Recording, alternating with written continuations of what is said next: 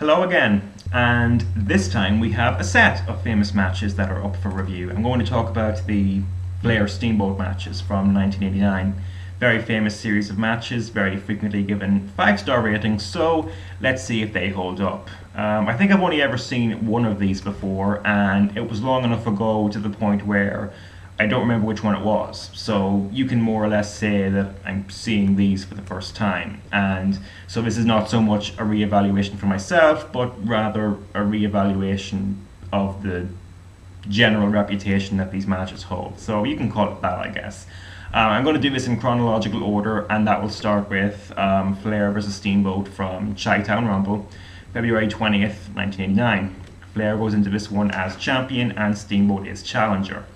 The start of this is really good, and the story that I identified was that Flair thought that he could wrestle a standard match and get by just fine with that, but Steamboat wouldn't let him, and you could see that with the fact that Flair would start a sequence, he would get into a routine, or try to get into a routine, but Steamboat would do something unpredictable and throw him off his game completely. Made for some really great counters in the opening minutes. Plus, Flair went for chops, and they were ineffective as well. So the message that I got was, yes, Nature Boy, this is not an ordinary match. And once you get that, what comes to mind right away is that the obvious way to do this match, for this match to develop, would be to have Steamboat in control until Flair gets really desperate. Desperate enough to the point where he's not only cheating, like he always does, but he changes up his entire game plan. Do we get that in this match? Yes, we do. And it's really, really good as well. First part of the match is all about Flair trying to get into a routine. Steamboat will not oblige, and we get some really great unpredictable offense from the Dragon as a result of that. Really enjoyable, and then we get Flair's comeback transition. It's very appropriate, very desperate, but at the same time not as generic as his pretending to be hurt, begging for mercy, crawling around the ring thing, that routine. He's actually trying this time to position himself on the ring apron. He actually looks like he's in danger. The referee holds Steamboat back for a bit, then he walks into a believable Flair trap, and Flair's comeback actually looks more brutal outside the ring. It's all really well done, and it gets a lot of credit for me. Flair in control is a bit dull after that, but then he gets whipped into the corner, sprints to the other corner, crossbody, pin, Steamboat reverses it, 1-2 kick out. That is edge of your seat, intense, competitive transitioning, and I marked out like mad over that. Wonderful stuff, definitely. Remember what I said about needing to see desperation from Flair?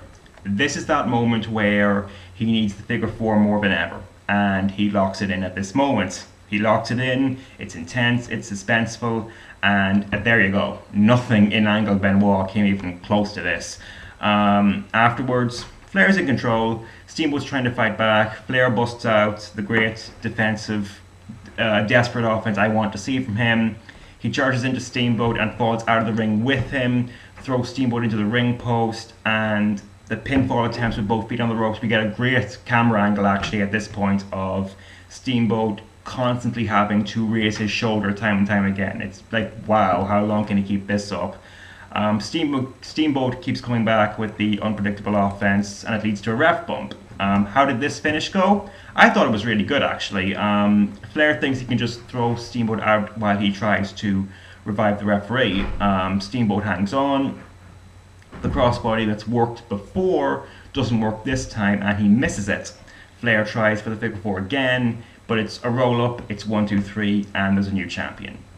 That is a finish that keeps you guessing, shows that the guys have grown smarter to each other's moves. It's just a case of who got smarter, who's smarter, who's smart enough to catch the other guy off guard. And on this night, it was Steamboat. For that one, I'd say 4.5 stars. I would say the 5's a bit much for this one, but this definitely has a stronger case for it than something like Triple H versus HBK. I gave that one the same rating, but the problems in that match make that rating stick. It could never go higher than that, in my opinion. Whereas this match, I could see this one going higher for some people, and it being, justified. So there you go on the Chinatown Rumble match. Very, very positive reaction to that one. Next, we get Clash of the Champions 6. This was April 2nd, 1989, and it went 54 minutes, and it was okay.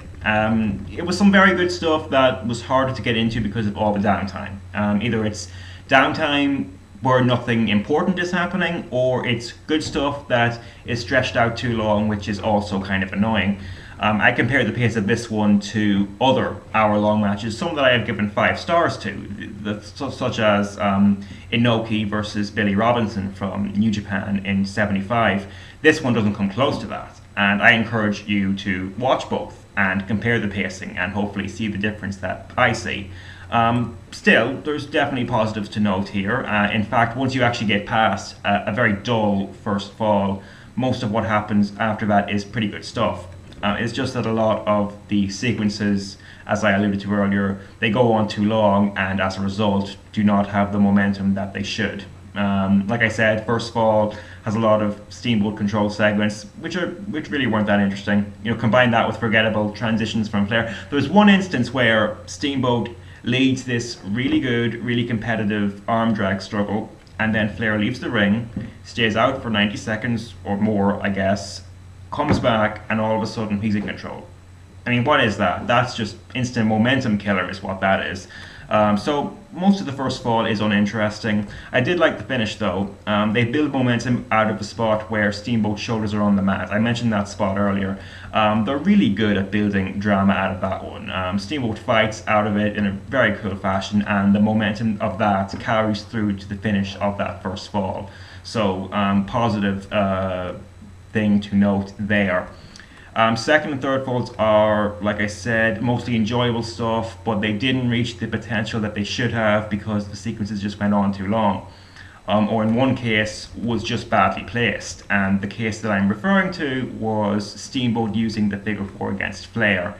That is the climax of attacking Flair's leg. That's the end result. But what Steamboat does is he uses it immediately after his first attack on Flair's leg, so the spot doesn't reach its potential. It's still good because they fight a lot over it once it's locked in, but you can only imagine how amazing and dramatic it would have been had they actually built up to it more. So I just point that out. Good things about the first fall, the backslide pins. I have never seen a pair of wrestlers that can milk so much drama out of fighting over a backslide pin. That's just some wonderful stuff.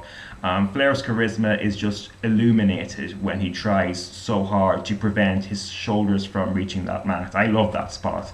Flair in control after that doesn't really have enough interesting things to justify how long it went. I mean, they put Steamboat's shoulders on the mat again. That's always a good thing, but otherwise it's a lot of meandering. I really couldn't get into a lot of it. And so as a result of that, Steamboat's comeback has to be absolutely amazing to make it all okay. And it's just not as good as it needs to be. And the highlight of the third fall is obviously the agonies that Steamboat has to go through as he gets his leg torn apart. I can only imagine how amazing it would have been if it had been tighter and more urgent. But, still, Steamboat sells with plenty of charisma and has several comeback spots up his sleeve that are all very, very enjoyable. But when it comes down to it, my criticism of this match is the length of it. The content is good, but just would have been better if it had been a much tighter package. I give this one 3.5 stars. I need a lot of convincing if someone wants to tell me that this one is 5 stars. I'll just say that. It's still good. I have no objection to giving a 60-minute match even lower if I thought it was completely boring. I did not think this was completely boring. I thought it had a lot of good stuff that just did not reach its potential. So there you go on that one. And finally we have the Wrestle War match, May 7th, 1989. How can I summarize this one? Inconsistent first half that nevertheless has a lot of good moments, and a second half that is always at least good and oftentimes great. Add that all together and you have something that is very, very worthwhile. Definitely enjoyed this one a lot. Much, much better than the Clash of the Champions match. As far as the inconsistencies in the first half are concerned, they're pretty much all down to Flair. I mean, Steamboat was going after the arm, didn't really make enough effort to constantly be improving his position while he was attacking it, so what he was doing felt oftentimes very rest-holdy. However, there was no long stretch where all he was doing was attacking it.